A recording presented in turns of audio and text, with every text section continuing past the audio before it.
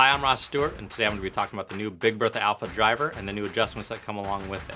First adjustment that I'm going to talk about is the new adjustable cog that allows you to change loft settings in the driver. Anywhere from +1, +2, and -1. Those are loft changes, so if you have a 9-degree head, which the driver comes in, +1 is going to make it like a 10, +2 is going to make it like an 11, and -1 would be 8.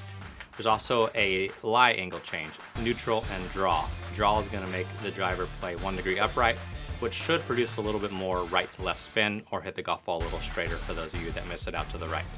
So for example, if you have the driver in a neutral stated loft and setting and you're missing it a little low and to the right, what that indicates is let's go up in loft to +1 to make it like a 10, and now we're going to change it to the draw lie angle. So +1 D would be your setting, and this is how you'll do that.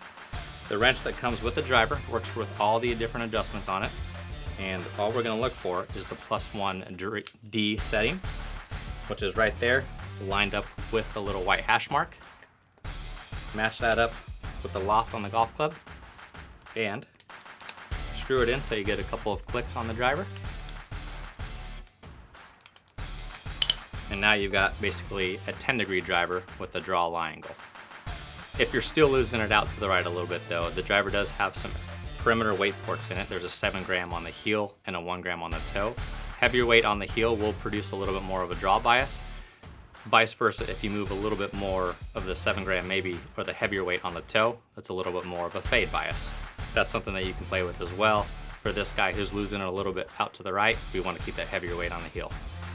The last setting that you can make with the driver is going to be the gravity core, and what that will do is decrease spin of the driver. So now that we've got our setting at +1 and draw, and we're hitting a little straighter, but it's still maybe spinning too much or ballooning on us, the adjustment that you want to do is take the gravity core out of the golf club, and that's going to be in the little, basically weight port in the bottom here that's labeled gravity core.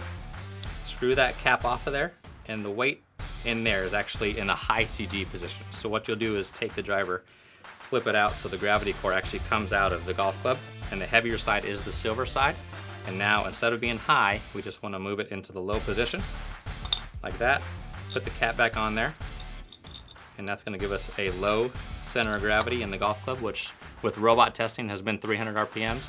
Player dependent though, anywhere from 400, 500, 600 RPMs difference. Click it in just like that, and that's going to be your adjustments on the Big Bertha Alpha.